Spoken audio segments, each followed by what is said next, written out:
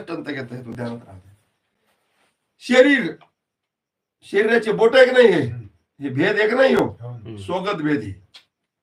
अंगठा आहे, करंगुळी आहे, बोट आहे, काय हात आहे, दंड आहे, बरोबर आहे की नाही. मनगट आहे, काय खाली पाय आहे, मांडी आहे, टोंगळा आहे, गुडघा आहे की नाही.